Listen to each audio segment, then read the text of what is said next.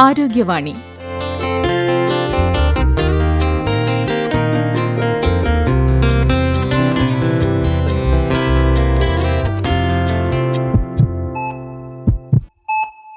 നമസ്കാരം പ്രിയ ശ്രോതാക്കളെ, ആരോഗ്യവാണിയുടെ പുതിയൊരു അധ്യായത്തിലേക്ക് ഏവരെയും ഹൃദയപൂർവ്വം സ്വാഗതം ചെയ്യുന്നു. കഴിഞ്ഞ ദിവസമാണ് ക്യാൻസർ അവെയർനെസ് ഡേ കടന്നുപോയത്, ദേശീയ ക്യാൻസർ ബോധവൽക്കരണ ദിനം. ഇന്ന് നമ്മുടെ സ്റ്റുഡിയോയിൽ നമ്മളോടൊപ്പം ഉള്ളത് കോഴിക്കോട് എംഇ ക്യാൻസർ സെൻറ്ററിലെ സർജിക്കൽ ഓങ്കോളജിസ്റ്റായി പ്രവർത്തിക്കുന്ന ഡോക്ടർ ജോൺ ജെ ആലപ്പാട്ട്. ഡോക്ടറെ ഹൃദയപൂർവ്വം ഞങ്ങൾ സ്വാഗതം ചെയ്യുന്നു. Thank you. ഈ ഒരു ക്യാൻസർ അവെയർനെസ് ഡേയുമായി ബന്ധപ്പെട്ടിട്ടുള്ള പ്രവർത്തനങ്ങളിൽ കഴിഞ്ഞ ദിവസങ്ങളിലൊക്കെ ഡോക്ടർ കുറേ പ്രോഗ്രാംസിലൊക്കെ പങ്കെടുത്തിട്ടുണ്ടെന്നാണ് ഞാൻ മനസ്സിലാക്കുന്നത്. എന്തൊക്കെയായിരുന്നു ഡോക്ടറുടെ ഒരു ഷെഡ്യൂളുകൾ? ഒക്ടോബർ മാസം വളരെ ഒരു പ്രധാനപ്പെട്ട മാസമാണ് ക്യാൻസറിൻ്റെ ഒരു അവെയർനെസ് സംബന്ധിച്ച്. ബിക്കോസ് ഒക്ടോബർ മാസത്തിലാണ് പിങ്ക് ഒക്ടോബറും ബ്രസ്റ്റ് ക്യാൻസർ അവെയർനെസ് മാക്സിമം നമ്മൾ നാട്ടുകാരുടെ ഇടയിൽ പുഷ് ചെയ്യാനും അതിനെപ്പറ്റി ബോധവൽക്കരണം നടത്താനും നമ്മൾ നോക്കുന്നത്. അപ്പോൾ അങ്ങനത്തെ മാസത്തിൻ്റെ ഒരു ഇമ്പോർട്ടൻസ് എന്ന് പറഞ്ഞാൽ നമ്മുടെ നാട്ടിൽ ബ്രസ്റ്റ് ക്യാൻസർ എന്താണെന്ന് മനസ്സിലാക്കാനും ബ്രസ്റ്റ് ക്യാൻസർ സ്ക്രീനിങ് എന്ത് രീതിയിൽ നമുക്ക് ചെയ്യാൻ പറ്റും എന്ന് മനസ്സിലാക്കാനും വേണ്ടി വളരെയധികം സഹായിക്കുന്നതാണ് ഈ പിങ്ക് ഒക്ടോബർ എന്ന മാസം. അതിൻ്റെ ഭാഗമായിട്ട് അവെയർനെസ് ക്ലാസ്സുകൾ, റാലികൾ, ഓൺലൈൻ ക്ലാസ്സുകൾ എല്ലാം MVRൻ്റെ ഭാഗത്തും പല ക്യാൻസർ സെൻറ്ററിൻ്റെ ഭാഗത്തിനും പല ഹോസ്പിറ്റലിൻ്റെ ഭാഗങ്ങളായിട്ടും നടത്തിയിട്ടുണ്ട്. ബ്രസ്റ്റ് ക്യാൻസറിൻ്റെ ഒരു ഇമ്പോർട്ടൻസ് എന്താണെന്ന് വെച്ചാൽ നമ്മുടെ നാട്ടിലും ഇന്ത്യയിലും ബ്രസ്റ്റ് ക്യാൻസർ ഫീമെയിൽസിൻ്റെ ഇടയിൽ വളരെ കോമൺ ആയിട്ടുള്ളൊരു ക്യാൻസറാണ്. അതുകൊണ്ട് തന്നെ ഈ ക്യാൻസർ നേരത്തെ കണ്ടുപിടിക്കാനായിട്ട് വളരെ സഹായം ചെയ്യും നമ്മുടെ സ്ക്രീനിങ് പ്രോഗ്രാം. അപ്പോൾ ആ രീതിയിലുള്ളൊരു ബോധവൽക്കരണം നമ്മൾ നടത്താനാണ് ഈ ഒരു ക്യാൻസർ അവെയർനെസ്, പ്രത്യേകിച്ച് ഈ പിങ്ക് ഒക്ടോബറിലും അതുപോലെ ക്യാൻസർ അവെയർനെസ് ഡേ ആയ ഇപ്പോൾ നമ്മുടെ നവംബറിൽ വരുന്നു, 7-ാം തീയതി ആയിരുന്നു നമ്മുടെ ആ ദിനാചരണം.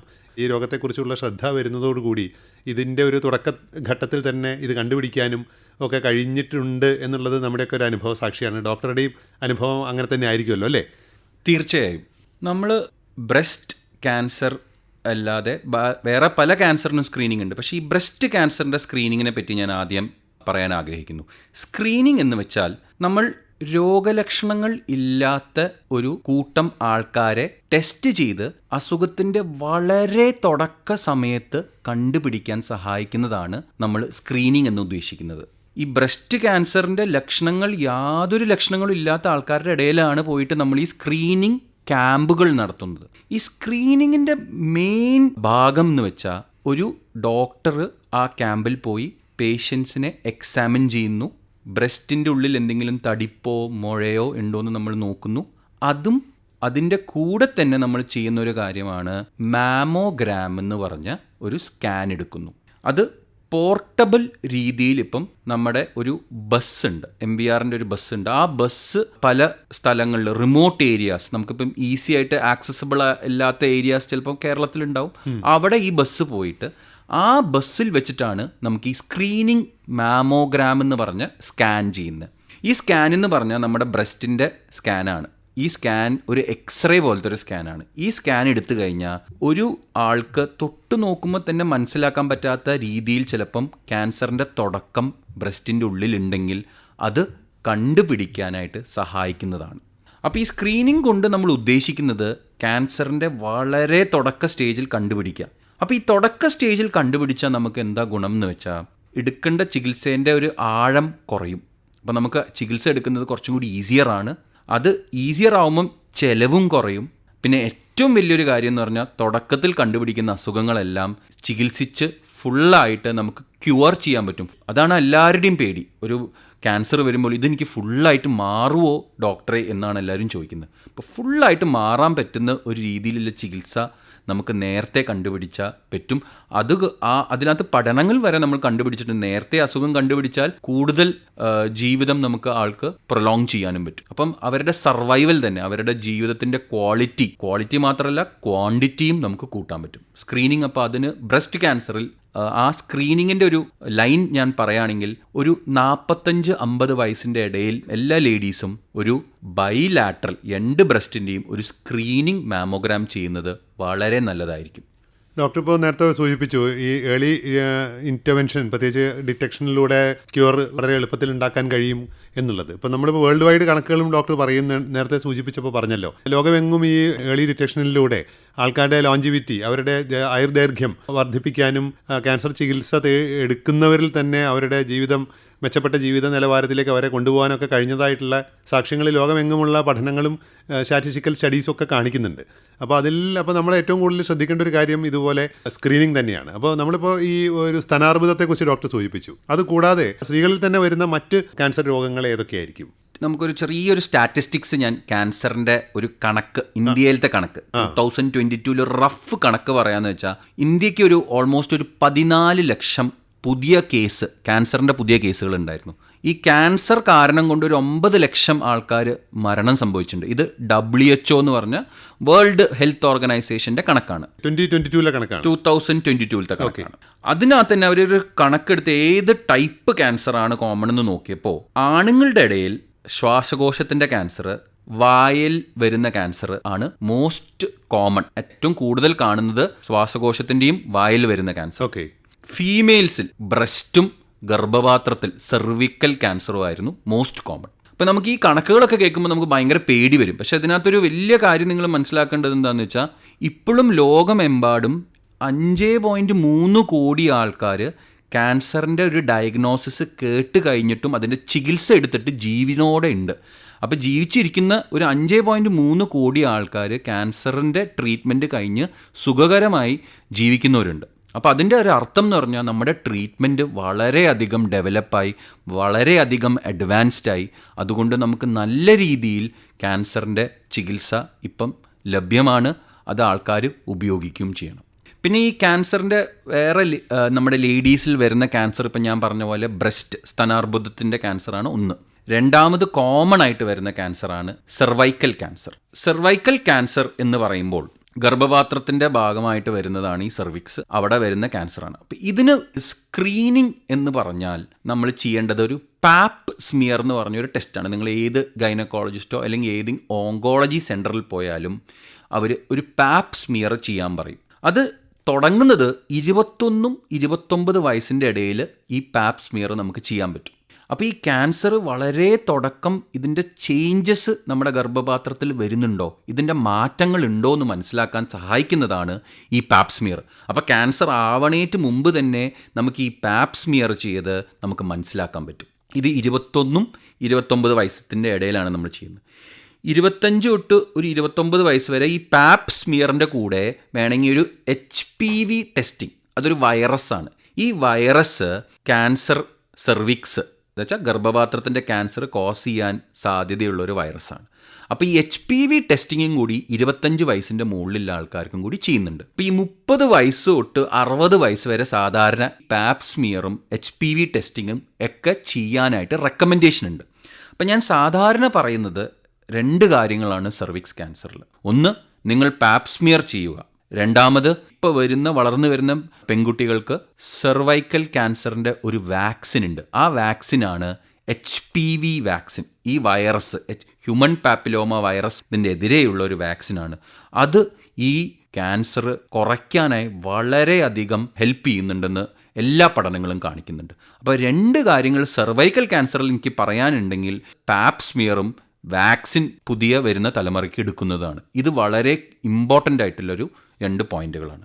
അപ്പോൾ ഇതാണ് നമ്മൾ കോമൺ ആയിട്ട് ഇപ്പോൾ സ്റ്റാറ്റിസ്റ്റിക്കൽ കാര്യങ്ങൾ വെച്ചുകൊണ്ട് ഡോക്ടർ പറയുന്നത്. അതേപോലെ നമ്മൾ പുരുഷന്മാരുടെ കേസിൽ വന്നപ്പോൾ നമ്മൾ നേരത്തെ തന്നെ ഡോക്ടർ സൂചിപ്പിക്കേണ്ടായി അവരുടെ ഈ ഓറൽ കാവിറ്റി, അതുപോലെ ലങ് ക്യാൻസർ. അപ്പോൾ ഇത് രണ്ടും ആണ് കോമൺ ആയിട്ട് കണ്ടുവരുന്നു എന്നാണല്ലോ നമ്മൾ സ്റ്റഡീസ് പറയുന്നത്. അപ്പോൾ ഇതിലേക്ക് വരികയാണെങ്കിൽ, നമ്മൾ ഓറൽ കാവിറ്റി ക്യാൻസറിലേക്ക് വരികയാണെങ്കിൽ, ഇതിൻ്റെ സ്ക്രീനിങ്ങും ആ കാര്യങ്ങളിലേക്ക് നമ്മൾ കടക്കുന്നതിന് മുന്നേ അത് എന്തുകൊണ്ടായിരിക്കാം വരുന്നത്, അത് പുരുഷന്മാരിൽ മാത്രം കൂടുതൽ വരാനുള്ള ഒരു കാരണത്തിലേക്ക് കൂടി ഒന്ന് പോയിട്ട് നമുക്കതിൻ്റെ സ്ക്രീനിങ്ങിലേക്ക് പോകാൻ തോന്നുന്നു എനിക്ക്. ഓറൽ കാവിറ്റി, ലങ് ക്യാൻസറൊക്കെ നമ്മൾ പുരുഷന്മാരുടെ ഇടയിൽ കാണുമ്പോൾ അതൊരു വളരെയധികം ഒരു ഭൂരിഭാഗം ആൾക്കാരും അതിനകത്ത് സ്മോക്കിംഗ് അല്ലെങ്കിൽ പുകയില ഉപയോഗിക്കുന്ന ആൾക്കാരാണ്. അത് പുകയില ഉപയോഗിക്കുന്നത് അവർ വായിൽ വെക്കുന്നതും അത് സ്മോക്ക് ചെയ്യുന്ന രീതിയിലും പല രീതിയിൽ അവർ ഉപയോഗിക്കുന്നുണ്ട്. ഇവർക്കൊക്കെ ക്യാൻസർ വരാനുള്ള റിസ്ക് വളരെ കൂടുതലാണ്. ഇത് നമ്മുടെ നാട്ടുകാർക്ക് ഇത് അറിയാണ്ടൊന്നുമല്ല. സ്മോക്കിംഗ് ക്യാൻസർ ഉണ്ടാക്കും, പുകയില ക്യാൻസർ ഉണ്ടാക്കും എന്ന് നമ്മളെല്ലാ സിനിമാ തിയേറ്ററിലും നമ്മൾ വായിക്കുന്നത്, ശ്വാസകോശം സ്പോഞ്ച് പോലെയാണെന്നുള്ള അഡ്വർടൈസ്മെൻറ്റ് നമ്മൾ കാണുന്നതാണ്. പക്ഷേ എന്നാലും സ്മോക്കിങ്ങിൻ്റെ അളവ് നമ്മുടെ എത്രമാത്രം കുറയ്ക്കാൻ പറ്റിയെന്ന് എനിക്കറിയില്ല. അതിനെ പറ്റിയ ഒരു സ്റ്റാറ്റിസ്റ്റിക്സ് എനിക്ക് കൃത്യമായിട്ട് അറിയില്ല. പക്ഷേ അത് കുറയ്ക്കാതെ രക്ഷയില്ല എന്ന് 100% കറക്റ്റാണ്. അപ്പോൾ ഈ സ്മോക്കിങ്ങും പുകയിലും ഉപയോഗിക്കുമ്പോൾ അതിൻ്റെ കൂടെ മദ്യപാനം ഉണ്ടെങ്കിൽ ക്യാൻസറുകൾ, വായേൻ്റെ ഉള്ളിൽ വരുന്ന ക്യാൻസറുകൾ, ശ്വാസകോശത്തിൽ വരുന്ന ക്യാൻസറുകൾ, അന്നനാളത്തിൽ വരുന്ന ക്യാൻസർ, ബ്ലാഡർ ക്യാൻസർ, പാൻക്രിയാസിൽ വരുന്ന ക്യാൻസർ, നമ്മുടെ ആമാശയത്തിൽ വരുന്ന ക്യാൻസർ. അപ്പം ഈ സ്മോക്കിംഗ് കാരണം കൊണ്ട് ശരീരത്തിൽ മിക്ക ഭാഗങ്ങളിലും ക്യാൻസർ വരാനുള്ള സാധ്യതകൾ വളരെ കൂടുതലാണ്. മദ്യപാനം കാരണം കൊണ്ട് എല്ലാവർക്കും അറിയാം ലിവർ ക്യാൻസറും വരാൻ സാധ്യതയുണ്ട്. അതേപോലെ തന്നെ ലിവർ ക്യാൻസറിൻ്റെ വേറൊരു കാരണമാണ് ഹെപ്പറ്റൈറ്റിസ് ബി വൈറസ്. മഞ്ഞപ്പിത്തം ഉണ്ടാക്കുന്ന ഒരു വൈറസാണ് ഈ ഹെപ്പറ്റൈറ്റിസ് ബി. അതൊരു വാക്സിൻ എടുക്കണം നമ്മളെല്ലാവരും. ഹെപ്പറ്റൈറ്റിസ് ബി വാക്സിൻ എടുത്താൽ ഈ വൈറസ് നമ്മളെ ബാധിക്കില്ല. നമുക്ക് ക്രോണിക് ആയിട്ട് അല്ലെങ്കിൽ അതൊരു ദീർഘകാലമായിട്ടുള്ള ഒരു ഇൻഫെക്ഷനായിട്ട് ലിവറിൽ നിൽക്കില്ല. ദീർഘകാലമായിട്ട് ഒരു ഇൻഫെക്ഷനായിട്ട് ഹെപ്പറ്റൈറ്റിസ് ബി നമ്മുടെ ലിവറിൽ നിന്നാൽ ഹെപ്പറ്റോസെല്ലുലർ കാർസിനോമ അല്ലെങ്കിൽ ലിവറിൻ്റെ ക്യാൻസർ വരാൻ സാധ്യതകൾ കൂടുതലാണ്. അതുകൊണ്ട് 2 വാക്സിനെ ഞാൻ എപ്പോഴും പറയാറ്, ഹെപ്പറ്റൈറ്റിസ് ബിൻ്റെ വാക്സിനും HPV വാക്സിനും. ഇത് രണ്ടും യൂഷ്വലി പിള്ളേർക്ക് എടുക്കുന്ന വാക്സിൻ അല്ലാതെ ഇത് രണ്ടും കൂടി എടുക്കുന്നത് വളരെ വളരെ ഇമ്പോർട്ടൻ്റ് ആണ്.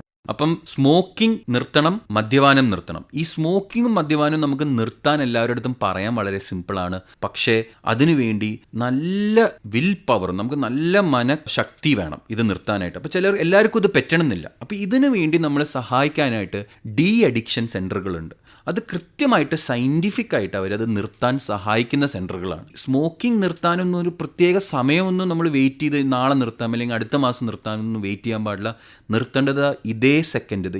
ഈ ടോക്ക് കേട്ട് നിങ്ങളൊരു സ്മോക്കർ ആണെങ്കിൽ നിങ്ങൾ ഇപ്പം തന്നെ നിർത്തേണ്ടതാണ്. ബിക്കോസ് നിങ്ങളുടെ നിർത്തുന്ന ആ ഒരു സമയത്ത് നിങ്ങളുടെ ആയുസിൻ്റെ എണ്ണം കൂടിക്കൊണ്ടേയിരിക്കുമല്ലോ. ഇതിൽ ഡോക്ടർ, ഇപ്പോൾ പുതിയ തലമുറയുടെ ഇടയിൽ നമ്മൾ കണ്ടുവരുന്ന ഒരു ട്രെൻഡ്, സ്മോക്കിംഗ് തന്നെയാണെങ്കിലും അതിൻ്റെ ഫോം മാറിയിട്ട് ഇലക്ട്രോണിക് ഉപകരണങ്ങൾ, വെയ്പ്പ് പോലെയുള്ള, അതിൽ പുകയില്ല, പുകയിലയുടെ മണമില്ല, അങ്ങനെയുള്ള രീതിയിൽ, എന്നാലോ ഇതിൻ്റെ എല്ലാം സത്ത് വെച്ച് ഉപയോഗിക്കുന്ന വെയ്പ്പ് പോലെയുള്ള സ്മോക്കിംഗ് ഗാഡ്ജറ്റ്സിലേക്കൊക്കെ പുതിയ തലമുറ മാറുന്നതായിട്ടൊരു ട്രെൻഡ് സംഭവിക്കുന്നുണ്ട് അല്ലേ? അത് വളരെ കറക്റ്റ് ആയിട്ടുള്ളൊരു ചോദ്യമാണ്. ബിക്കോസ് ഇപ്പം ഇലക്ട്രോണിക് സിഗരറ്റുകൾ ആണ് ഒരു ട്രെൻഡും. അത് വളരെയധികം ഹെൽത്തിയാണ്, സ്മോക്കിങ്ങിൻ്റെ അത്ര സൈഡ് എഫക്റ്റുകളില്ല എന്നുള്ളൊരു പ്രചരണമുണ്ട്. അത് വളരെ വളരെ തെറ്റായ ധാരണയാണ്. ഈ സിഗരറ്റുകളും വെയ്പ്പിങ്ങും ഓൾട്ടർനേറ്റീവ് ടു സ്മോക്കിംഗ് എന്ന് പറഞ്ഞിട്ട് അവർ അഡ്വർടൈസ് ചെയ്തേക്കാണ്.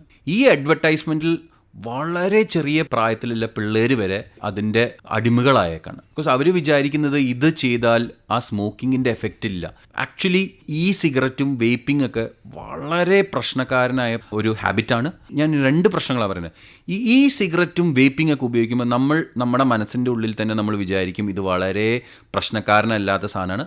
അപ്പം നമ്മൾ അറിയാതെ തന്നെ ഇത് വളരെയധികം ഉപയോഗിക്കും. അതുകൊണ്ട് തന്നെ ചിലവർക്ക് വളരെ സീരിയസ് ലങ് ഇഞ്ചുറി ഉണ്ടായിട്ടുണ്ട്. ശ്വാസകോശം കംപ്ലീറ്റ് ആയിട്ട് അടിച്ചു പോകുന്ന സിറ്റുവേഷൻ വന്നിട്ടുണ്ട് ഈ സിഗരറ്റുകൾ ഉപയോഗിച്ചിട്ട്. അവർക്ക് തന്നെ ലങ് ട്രാൻസ്പ്ലാന്റ് വരെ ചെയ്യേണ്ട അവസ്ഥ വന്നിട്ടുണ്ട്. ബിക്കോസ് ഈ സിഗരറ്റ് കാരണം കൊണ്ട്, അക്യൂട്ട് ലങ് ഇഞ്ചുറി കാരണം കൊണ്ട്. രണ്ടാമത്, ഈ സിഗരറ്റിൽ നിക്കോട്ടിനും പല കെമിക്കൽസും ഉണ്ട്. ഈ കെമിക്കൽസിൻ്റെ ഒന്നും എഫക്റ്റുകൾ എന്താണെന്ന് പഠനങ്ങൾ ഇതുവരെ ഔട്ടായിട്ടില്ല. ഒരു 5-10 വർഷം കൊണ്ട് ഇതിൻ്റെ എഫക്റ്റുകളൊക്കെ നമ്മൾ പറഞ്ഞിരിക്കും. ഒന്നും ഈ നാച്ചുറൽ സബ്സ്റ്റൻസസ് അല്ല, ഇതെല്ലാം പ്രശ്നക്കാരനാവുന്ന നമുക്ക് സമയം കൊണ്ട് നമുക്ക് തെളിയിക്കും. പക്ഷെ നമ്മൾ ഇതിനൊക്കെ വേണ്ടി വെയിറ്റ് ചെയ്താൽ അവസാനം ഈ ഉപയോഗിച്ച ആൾക്കാർ, ഈ ഉപയോഗിച്ച പിള്ളേരും, ഈ ഉപയോഗിച്ച ഇൻഡിവിജ്വൽസ് എല്ലാവരും വൻ പ്രശ്നത്തിൽ തന്നെ ചാടും. ഈ ക്യാൻസറിനെ കുറിച്ച് പറയുമ്പോൾ അതിൻ്റെ ഒരു ഇൻഫെക്ഷ്യസ് സ്വഭാവത്തെക്കുറിച്ചൊക്കെ പലരുടെ മനസ്സിലും പലതരം സംശയങ്ങളും ആശങ്കകളും ഒക്കെ ഉണ്ട്. അപ്പോൾ ഡോക്ടറുടെ കൺസൾട്ടിങ് റൂമിലും ഇതുപോലെ സംശയങ്ങളുമായി ഒരുപാട് പേര് വന്നിട്ടുണ്ടാവും. ഡോക്ടർ പലരുടെയും സംശയം ദൂരീകരിച്ച് കൊടുത്തിട്ടുണ്ടാവും. അപ്പോൾ നമ്മൾ കേട്ടുകൊണ്ടിരിക്കുന്നവർക്ക് വേണ്ടി കൂടിയാണ് അതിൻ്റെ ഒരു ഇൻഫെക്ഷ്യസ് സ്റ്റേറ്റിനെ കുറിച്ചൊക്കെയുള്ള എന്താണ് ഡോക്ടറുടെ ഒരു കമൻറ്റ്? നമ്മുടെ അടുത്ത് OPയിൽ പല തവണ ആൾക്കാർ വളരെ പേടി ആയിട്ടാണ് ഒരു ക്യാൻസർ ഡയഗ്നോസിസ് ആയിട്ട് വരുമ്പം. അത് ക്യാൻസറിന് ഇപ്പോഴും ഒരു സ്റ്റിഗ്മയുണ്ട്. എല്ലാവർക്കും ക്യാൻസർ എന്ന് കേൾക്കുമ്പോൾ അതൊരു പേടിയാണ്. നാട്ടുകാരുടെ ഇടയിൽ അത് അറിയരുത്, അത് ഒളിപ്പിച്ച് വെച്ച് ട്രീറ്റ്മെൻറ്റ് ചെയ്യാൻ താല്പര്യപ്പെടുന്ന ഒരു കൂട്ടം ആൾക്കാർ ഇപ്പോഴും നമ്മുടെ കൂട്ടത്തിലുണ്ട്. ക്യാൻസർ ഒരു ആരുടെയും കുറ്റം കൊണ്ട് നിങ്ങൾക്ക് വന്നതല്ല. അതാണ് ആദ്യം മനസ്സിലാക്കേണ്ടത്. എല്ലാവരും നമ്മുടെ അടുത്ത് ചോദിക്കും ഒ പിയിൽ വരുമ്പോൾ, ഡോക്ടറെ ഞാൻ എന്ത് ചെയ്തു? ബിക്കോസ് അവർക്ക് ചിലപ്പം ഒരു ഹാബിറ്റുകളും ഉണ്ടാവില്ല, സ്മോക്കിംഗ് ഇല്ല, ആൽക്കഹോൾ ഇല്ല, പക്ഷേ എന്തുകൊണ്ട് എനിക്ക് ക്യാൻസർ വന്നു? അവർക്ക് വളരെയധികം അതൊരു കുറ്റബോധമായിട്ട് തോന്നും. അപ്പോൾ നമ്മൾ ആ രോഗിയുടെ ചുറ്റുമില്ല കുടുംബം ആണ് അവർക്ക് മാക്സിമം സപ്പോർട്ട് കൊടുക്കേണ്ടത്. രോഗിയുടെ ചുറ്റുള്ള കുടുംബം കഴിഞ്ഞാൽ അതിൻ്റെ നെക്സ്റ്റ് ലെവൽ ഓഫ് സപ്പോർട്ട് എന്ന് പറഞ്ഞാൽ സൊസൈറ്റിയാണ്, സമൂഹമാണ്. അപ്പോൾ സമൂഹമാണ് മാറേണ്ടത്. സമൂഹത്തിൽ ക്യാൻസർ രോഗി, അമ്മ ക്യാൻസർ രോഗിയാണെങ്കിൽ അമ്മയുടെ ഇപ്പോൾ മോളിനെ കല്യാണം കഴിക്കാൻ ആൾക്കാർക്ക് വളരെയധികം മാനസിക പ്രയാസം വരും. അതൊക്കെ നമ്മൾ എപ്പോഴും എക്സ്പീരിയൻസ് ചെയ്യുന്ന വിഷയങ്ങളാണ്. പക്ഷെ നിങ്ങൾ മനസ്സിലാക്കേണ്ടത്, നാളെ നിങ്ങൾക്ക് വേണമെങ്കിൽ ആ ക്യാൻസർ വരാം, ആർക്ക് വേണമെങ്കിലും ക്യാൻസർ വരാം. അപ്പം ആ സമയത്ത് ഇവരെ മാറ്റി നിർത്തിയോ അല്ലെങ്കിൽ ഈ ക്യാൻസർ വന്ന ഒരു കുടുംബത്തിൽ നിന്ന് ഞാൻ കല്യാണം കഴിക്കില്ല എന്നൊക്കെ വാശി പിടിക്കുന്നതൊക്കെ ശുദ്ധ മണ്ടത്തരമാണ്. അപ്പോൾ ഒന്നാമത് ക്യാൻസറിന് ഒരു ഡിസീസാണ്. പ്രഷറും ഷുഗറും പോലെ തന്നെ ആൾക്കാർക്ക് ക്യാൻസറും വരാം. നല്ല രീതിയിൽ ചികിത്സിച്ച് ഫുള്ളായിട്ട് ഭേദമാക്കാം. ക്യാൻസർ വരുന്നത് ആരുടെയും കുറ്റമല്ല. അതാണ് നമ്മൾ ആദ്യം മനസ്സിലാക്കേണ്ടത്. രണ്ടാമത്തെ കാര്യം എനിക്ക് പറയാനുള്ളത്, ക്യാൻസർ ഒട്ടും ഇൻഫെക്ഷസ് അല്ല. ഒരാൾക്കിപ്പം ആമാശയത്തിൽ ക്യാൻസർ വന്നു, അല്ലെങ്കിൽ വൈറൽ ഏതെങ്കിലും ഒരു ഭാഗത്ത്, അല്ലെങ്കിൽ വായയിൽ ക്യാൻസർ വന്നു.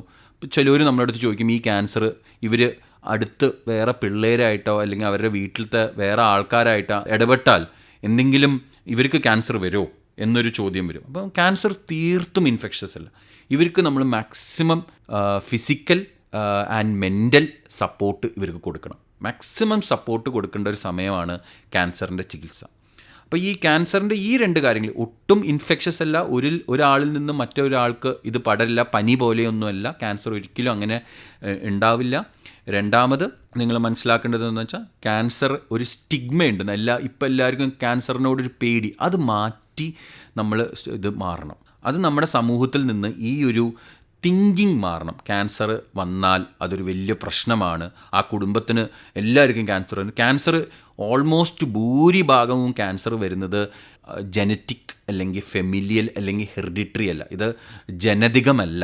മെജോറിറ്റി ക്യാൻസറുകൾ ജനതികമല്ല. എല്ലാവരും അതിനകത്ത് ഇവർക്ക് ക്യാൻസർ വന്നു, ഇനി എല്ലാവർക്കും അവർക്ക് ക്യാൻസർ, അത് വളരെ വളരെ റെയറായിട്ടാണ്. ക്യാൻസർ വരുന്നത് പ്രത്യേകിച്ച് കാരണങ്ങളില്ല. ആ ഒരു ഇൻഡിവിജ്വൽ, ആ ഒരു ആളുടെ ഉള്ളിൽ ഒരു മ്യൂട്ടേഷൻ സംഭവിച്ചാണ്. അത് ജനതികമല്ല എന്ന് വീണ്ടും എനിക്ക് ക്ലിയറായിട്ട് പറയാൻ താല്പര്യപ്പെടുന്നു.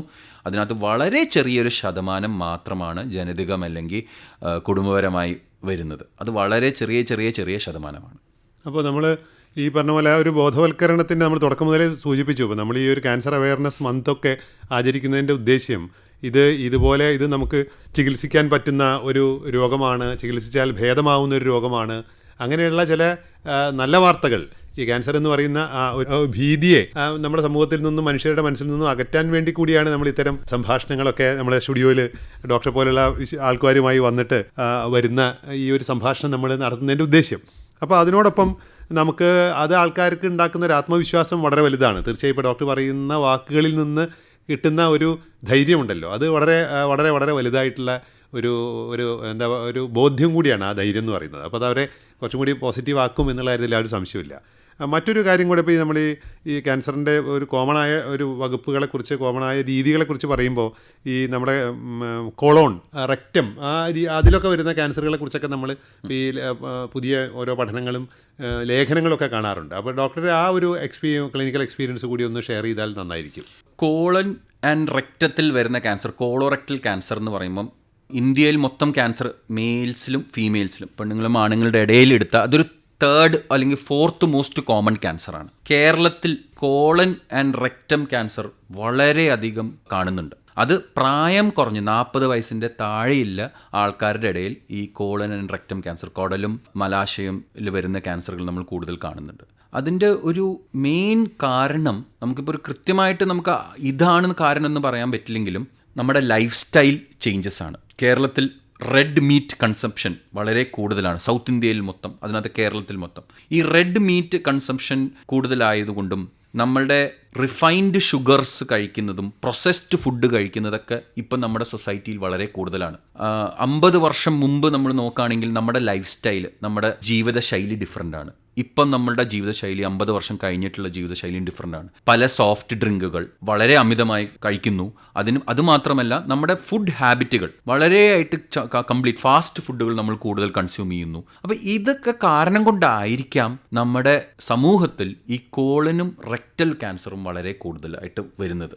എനിക്കിപ്പോൾ ഇതിനകത്ത് മെയിനായിട്ട് കോളൻ ആൻഡ് റെക്ടൽ ക്യാൻസറിൻ്റെ സ്ക്രീനിങ്ങിൻ്റെ ഭാഗമായിട്ട് പറയാനുള്ളൊരു വലിയ ഇമ്പോർട്ടൻറ്റ് കാര്യം എന്ന് പറഞ്ഞാൽ ഒരു സിമ്പിൾ സ്ക്രീനിങ് ടെസ്റ്റ് അല്ലോ. ഒരു 50 വയസ്സ് കഴിഞ്ഞ എല്ലാവരും ഒരു കൊളനോസ്കോപ്പി ചെയ്യണം. കൊളനോസ്കോപ്പി എന്ന് പറഞ്ഞാൽ 1 മണിക്കൂർ അല്ലെങ്കിൽ ഒരു 45 മിനിറ്റിൻ്റെ പ്രൊസീജിയറല്ലോ. ഒരു ക്യാമറ നമ്മൾ മലദ്വാരത്തിൽക്കൂടെ നമ്മൾ കിടത്തി ആ ഫുൾ കുടൽ നമ്മൾ നോക്കുന്നതാണ്. അതൊരു ഗ്യാസ്ട്രോഎൻട്രോളജിസ്റ്റാണ് ചെയ്യുന്നത്. ഈ ഒരു സിമ്പിൾ ടെസ്റ്റ് ചെയ്താൽ വളരെ തുടക്ക സ്റ്റേജിൽ നമുക്ക് കണ്ടുപിടിക്കാൻ പറ്റും. ഈ ക്യാൻസർ യൂഷ്വലി ഒരു മുഴയായിട്ടാണ് തുടങ്ങുക, അല്ലെങ്കിൽ ക്യാൻസറിൻ്റെ തൊട്ട് മുമ്പത്തെ സ്റ്റേജിനെയാണ് നമ്മളിപ്പം കുടൽ അല്ലെങ്കിൽ മലദ്വാരത്തിൽ വരുന്ന ക്യാൻസറിൻ്റെ കാര്യങ്ങൾ പോളിപ്പുകളായിട്ടാണ് തുടങ്ങുക. ഈ പോളിപ്പ് വളരെ ചെറിയൊരു മുഴയാണ്. ഈ പോളിപ്പാണ് കുറച്ച് സമയം കൊണ്ട് അല്ലെങ്കിൽ ഒരു 5-10 വർഷം കൊണ്ട് ക്യാൻസറായി മാറുന്നത്. അപ്പോൾ സാധാരണ ഈ ഒരു 50 വയസ്സ് കഴിഞ്ഞ ആൾക്കാർക്ക് നമ്മൾ ഈ കൊളനോസ്കോപ്പി ചെയ്ത് എന്തെങ്കിലും പോളിപ്പുണ്ടെങ്കിൽ ആ കൊളനോസ്കോപ്പി വഴി തന്നെ നമുക്ക് അപ്പം തന്നെ ഇത് എടുത്ത് മാറ്റാം. ഇത് എടുത്ത് മാറ്റിക്കഴിഞ്ഞാൽ ആൾക്ക് ക്യാൻസർ വരാനുള്ള സാധ്യതകൾ വളരെ വളരെ വളരെ കുറയാണ്. അപ്പോൾ കൊളനോസ്കോപ്പി കാരണം കൊണ്ട് മാത്രം നമുക്ക് കോളോറെക്ടൽ ക്യാൻസർ വളരെയധികം കുറയ്ക്കാൻ പറ്റും. ചുരുക്കി പറയുകയാണെന്ന് വെച്ചാൽ ബ്രസ്റ്റിൻ്റെ കാര്യത്തിൽ ഒരു സ്ക്രീനിങ് മാമോഗ്രാം എന്ന് പറഞ്ഞ സ്കാൻ എടുക്കുക. അതൊരു 45-50 വയസ്സിൽ. കോളൻ അല്ലെങ്കിൽ കുടൽ സംബന്ധമായ ക്യാൻസറുകൾക്ക് കൊളനോസ്കോപ്പി 50 വയസ്സ് കഴിഞ്ഞിട്ട് ചെയ്യുക. സർവൈക്കൽ ക്യാൻസറിന് ഞാൻ പറയാമെന്ന് വെച്ചാൽ നമ്മൾ എപ്പോഴും ചെയ്യേണ്ടത് ഒരു പാപ്പ് സ്മിയർ ആണെന്ന് ഞാൻ പറഞ്ഞു. അതിൻ്റെ കൂടെ HPV ടെസ്റ്റിംഗ് ചെയ്യുക. 2 വാക്സിനാണ് എടുക്കേണ്ടത്, HPV വാക്സിനും ഹെപ്പറ്റൈറ്റിസ് ബി വാക്സിനും. പിന്നെ അതിൻ്റെ കൂടെ വേറെ പല ക്യാൻസറുകളുമുണ്ട്, പക്ഷെ മെയിനായിട്ടുള്ള ക്യാൻസറുകൾ ഇതാണ്.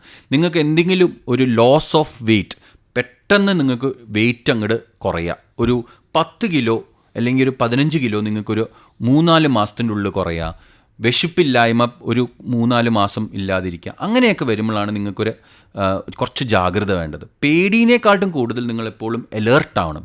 അതാണ് ഇമ്പോർട്ടൻറ്റ് ഈ ക്യാൻസറിൻ്റെ സ്ക്രീനിങ്ങിൻ്റെ കാര്യത്തിൽ. വായൻ്റെ ഉള്ളിൽ ഉണങ്ങാത്തൊരു മുറിവ് ഒരു 1 മാസം 2 മാസം അങ്ങനെയൊക്കെ ഇരിക്കുക. സിഗരറ്റ് വലി ഇല്ല ഒരാൾക്ക് ഉണങ്ങാത്ത മുറിവ് വായിൽ വരിക. അങ്ങനെയൊക്കെ കാണുമ്പോൾ നിങ്ങളൊരു ഓങ്കോളജിസ്റ്റിനെയോ ഒരു സർജനെയോ അല്ലെങ്കിൽ അതിൻ്റെ സ്പെഷ്യലിസ്റ്റ് ഡോക്ടറുകളെയോ പോയി കാണുന്നത് വളരെ ഇമ്പോർട്ടൻ്റ് ആണ്. ഡോക്ടർ ഒരു സർജിക്കൽ ഓങ്കോളജിസ്റ്റാണ്. അപ്പോൾ ഇതൊരു സർജിക്കൽ കറക്ഷൻ ഇതിൻ്റെ ഒരു ഭാഗമാണ്, ചികിത്സയുടെ ഭാഗമാണ് സർജറി, അതേപോലെ തന്നെ കീമോതെറാപ്പി. ഇത് രണ്ടും ഇപ്പോൾ ഡോക്ടറുടെയൊക്കെ കരിയർ തുടങ്ങുന്നത് മുതൽ ഇപ്പോൾ ഇവിടെ എത്തുന്നത് വരെയുള്ള ഒരു കുറഞ്ഞ പീരീഡിലായാൽ പോലും വലിയ വലിയ മാറ്റങ്ങൾ ലോകമെങ്ങും, അതുപോലെ നമ്മുടെ ഏറ്റവും ആധുനിക ചികിത്സാ രീതികൾ നമ്മുടെ നാട്ടിൽ ലഭ്യമാണെന്നുള്ളതാണ് ഇപ്പോൾ ഏറ്റവും വലിയൊരു അനുഗ്രഹം. അപ്പോൾ ആ രീതിയിൽ നമ്മൾ നോക്കുകയാണെങ്കിൽ ഇതിൻ്റെ ഒരു ചികിത്സാ പദ്ധതിയെ കുറിച്ചുകൂടി ഒരു സാമാന്യന ഒന്ന് സൂചിപ്പിച്ചിട്ട് നമുക്ക് ഈ സംഭാഷണം അവസാനിപ്പിക്കുന്നതെന്ന് തോന്നുന്നു. അപ്പോൾ അതിൻ്റെ ഒരു കീമോതെറാപ്പിയെക്കുറിച്ചും അതിൻ്റെ സർജിക്കൽ പാർട്ടിനെ കുറിച്ചും കൂടി ഒന്ന് പറഞ്ഞാൽ നന്നായിരിക്കും. നമ്മുടെ 50 വർഷം മുമ്പ് എന്തായിരുന്നു ക്യാൻസറിൻ്റെ ചികിത്സ എന്ന് വെച്ചാൽ അതിൻ്റെ സീൻ ഇപ്പം വളരെയധികം മാറിയിരിക്കുന്നു. ഇപ്പം ക്യാൻസറിൻ്റെ ട്രീറ്റ്മെൻറ്റ് വളരെയധികം അഡ്വാൻസ്ഡും പുതിയ ടെക്നോളജിയും നമ്മൾ അതിൻ്റെ പഠനങ്ങൾ അത്രയും പുതിയ പഠനങ്ങൾ വന്നിട്ടുണ്ട്. പണ്ട് 50 വർഷം മുമ്പ് എങ്ങനെയാണ് നമ്മൾ ചികിത്സിച്ചതെന്ന് വെച്ചാൽ ആള് ആകെ അവശനാവും, കീമോ എടുത്താൽ സർജറി കാരണം കൊണ്ട് ആൾ ഭയങ്കര വീക്കാവും. അങ്ങനത്തെ ഒരു രീതിയിലുള്ള ട്രീറ്റ്മെൻറ്റുകളായിരുന്നു തുടക്കത്തിൽ. ആ ട്രീറ്റ്മെൻറ്റുകൾ നമ്മുടെ രോഗികൾക്ക് ക്വാളിറ്റി ഓഫ് ലൈഫ് കൊടുത്തില്ല. അതുകൊണ്ട് തന്നെ ക്യാൻസർ ട്രീറ്റ്മെൻറ്റിൻ്റെ ഭാഗം ആയിട്ട് ആൾക്കാർക്ക് ഭയങ്കര പേടി വന്നു. ഇതൊക്കെ ഞാൻ 50 വർഷം മുമ്പുള്ള കാര്യം പറയുന്നത്. പക്ഷേ ഇപ്പം നമ്മുടെ ക്യാൻസർ ട്രീറ്റ്മെൻറ്റിൽ നമ്മൾ ഏറ്റവും കൂടുതൽ ഫോക്കസ് കൊടുക്കുന്നത് രോഗിക്ക് ബുദ്ധിമുട്ട് മാക്സിമം കുറയ്ക്കുക, അവരുടെ ജീവിതത്തിൻ്റെ ക്വാളിറ്റി മാക്സിമം കൂട്ടുക. അപ്പോൾ ഇതാണ് നമ്മൾ ഫോക്കസ് ചെയ്യുന്നത്. അപ്പം ഈ കീമോതെറാപ്പിയും സർജറിയൊക്കെ ഇപ്പോഴത്തെ ലേറ്റസ്റ്റ് ടെക്നോളജികൾ വെച്ചിട്ട് നമ്മൾ ചെയ്യുമ്പോൾ നമുക്ക് മാക്സിമം സൈഡ് എഫക്റ്റുകൾ കുറഞ്ഞ കീമോതെറാപ്പി എടുക്കാൻ പറ്റും. അപ്പോൾ ആൾക്കാരെല്ലാവരും ചോദിക്കുന്നൊരു കാര്യമാണ്, ബ്രസ്റ്റ് ക്യാൻസർ വരുന്ന കോമൺ ക്യാൻസറാണ്, ഈ മുടി കൊഴിച്ചിൽ നടക്കുന്നു. അപ്പോൾ അവർക്ക് ഭയങ്കര ഒരു മാനസിക ബുദ്ധിമുട്ടാണ്. പക്ഷേ ഈ മുടി കൊഴിച്ചിൽ വരുമ്പോൾ അതൊരു സൈഡ് എഫക്റ്റാണ്. പക്ഷേ അതൊരു ബുദ്ധിമുട്ടാണോ എന്ന് ചോദിച്ചാൽ മാനസിക ബുദ്ധിമുട്ടാണ്. പക്ഷേ കീമോതെറാപ്പി ചില എഫക്റ്റീവായിട്ടുള്ള കീമോതെറാപ്പിക്ക് ഈ ചെറിയ ചെറിയ സൈഡ് എഫക്റ്റുകൾ നമ്മൾ അത് ഉൾക്കൊള്ളാതെ നമുക്ക് വേറെ വഴിയില്ല. അത് ആക്സെപ്റ്റ് ചെയ്യണം രോഗി. പക്ഷേ ഛർദി, ക്ഷീണം, കൗണ്ട് കുറയുമ്പം എന്താ ചെയ്യാൻ പറ്റുക, ഈ കാര്യങ്ങളൊക്കെ ഇപ്പോൾ വളരെ അഡ്വാൻസ്ഡ് ആയതുകൊണ്ട് നമുക്ക് കൗണ്ട് കുറഞ്ഞ ബുദ്ധിമുട്ടുകളോ അല്ലെങ്കിൽ വേറെ പ്രശ്നങ്ങളൊക്കെ വളരെ കുറവാണ്. സർജറി തന്നെയാണെങ്കിൽ മുമ്പ് നമ്മൾ വളരെ വലിയ സർജറികൾ ചെയ്ത് അസുഖത്തിൻ്റെ വേരിൽ നിന്ന് പിരിച്ചെടുക്കാമെന്നൊക്കെ നോക്കുന്ന കാര്യങ്ങളൊക്കെ ഇപ്പം സർജറി വളരെ ചെറുതാണ്. പണ്ട് നമ്മൾ ബ്രസ്റ്റ് ക്യാൻസറിൻ്റെ കേസിൽ ഫുൾ ബ്രസ്റ്റ് എടുത്ത് മാറ്റുന്ന കേസിൽ ഇപ്പോൾ ജസ്റ്റ് ആ മുഴ മാത്രം എടുത്ത് മാറ്റുന്ന ഒരു ലെവലിലെത്തിയിട്ടുണ്ട്. അത് നമ്മൾ മനസ്സിലാക്കിയത് എന്താണെന്ന് വെച്ചാൽ റേഡിയേഷനും കൂടി കൊടുക്കുമ്പോൾ ഈ ഫുൾ ബ്രസ്റ്റ് എടുക്കുന്നതും നമ്മൾ മുഴ മാത്രം എടുക്കുന്നതും ഓൾമോസ്റ്റ് ഈക്വലാണ്. അപ്പം അതാണ് നമ്മൾ മനസ്സിലാക്കേണ്ട കാര്യങ്ങൾ. അപ്പോൾ ക്യാൻസർ ചികിത്സ ഇപ്പോൾ വളരെ അഡ്വാൻസ്ഡ് ആയതുകൊണ്ട് ക്വാളിറ്റി ഓഫ് ലൈഫ് രോഗികൾക്ക് കൊടുക്കാൻ പറ്റി. അതിൻ്റെ കൂടെ തന്നെ അവരുടെ ലൈഫ് പ്രൊലോങ് ചെയ്യാനും നല്ല രീതിയിൽ ക്യൂർ ചെയ്യാനും പറ്റുന്ന രീതിയിൽ നമ്മൾ എത്തിയിട്ടുണ്ട്. എന്തായാലും ഈ ഒരു ക്യാൻസർ അവെയർനെസ് മന്ത് ഡേ ഒക്കെ നടക്കുന്ന സമയത്ത് ഈ ഒരു ക്യാൻസറിനെ കുറിച്ചുള്ളൊരു അവബോധം നമ്മുടെ സമൂഹത്തിന് വേണ്ടുന്ന ഒരു സമയത്ത് അതിന് പറ്റിയ ചില കാര്യങ്ങൾ അവർക്ക് അവരുടെ ഒരു കാഴ്ചയെ കുറേ കൂടെ വിസ്തൃതമാക്കുകയും കുറേ കൂടെ ആശ്വാസം നൽകുകയും ചെയ്യുന്ന, അതാണ് ഒരു രോഗമെന്ന നിലയിൽ ഇതിനെ നമുക്ക് മാനേജ് ചെയ്യാം. ഒരു ക്വാളിറ്റി ഓഫ് ലൈഫ് അഷ്വർ ചെയ്യുന്ന ചികിത്സാ പദ്ധതികൾ ഇപ്പോൾ ഉണ്ട്. ഈ ഡോക്ടർ പറഞ്ഞ മാതിരി ഏർലി ഡിറ്റക്ഷൻ ആണെങ്കിൽ 100% ക്യൂർ തന്നെ സാധ്യമായ വിധം ക്യാൻസർ ചികിത്സ മാറിയിരിക്കുന്നു എന്നൊക്കെയുള്ള നല്ല വാർത്തകൾ ക്യാൻസറിനോട് ചേർത്ത് പറയാൻ പറ്റുന്ന രീതിയിലുള്ള ചില കാര്യങ്ങളുമാണ് ഡോക്ടർ ഈ സ്റ്റുഡിയോയിൽ ഞങ്ങളോടൊപ്പം പങ്കുവച്ചത്. ഞങ്ങളുടെ ആരോഗ്യവാണി കേട്ടുകൊണ്ടിരിക്കുന്നവർക്ക് തീർച്ചയായും ഒരു സമൂഹത്തിന് അത് ഈ ചികിത്സയോടുള്ള ഒരു അയിത്തം മാറ്റാനും ഈ ഒരു രോഗത്തെ ഭയാശങ്കകളോടെ കാണുന്ന ആ ഒരു നിലപാടിൽ നിന്ന് മാറാനൊക്കെ അവരെ ഉറപ്പായിട്ടും സഹായിക്കും. അതിന് സഹായിച്ച ഡോക്ടർക്ക് പ്രത്യേകം നന്ദി പറയുന്നു. എന്തായാലും മറ്റൊരവസരത്തിൽ കൂടുതൽ വിശദമായ ചർച്ചകളുമായി നമുക്ക് ഈ സംഭാഷണം തുടരാമെന്ന് വിചാരിക്കുന്നു. Thank you doctor. Thank you. നേരത്തെ കണ്ടെത്താം, ക്യാൻസറിനെ തടയാം. ക്യാൻസർ എങ്ങനെ നേരത്തെ തിരിച്ചറിഞ്ഞ് ചികിത്സിക്കാം എന്നതിനെക്കുറിച്ച് MVR ക്യാൻസർ സെന്ററിലെ oncological surgeon doctor John J ആലപ്പാട്ടുമായി ബോബി സി മാത്യു നടത്തിയ അഭിമുഖമാണ് ആരോഗ്യവാണിയിൽ ഇതുവരെ കേട്ടത്.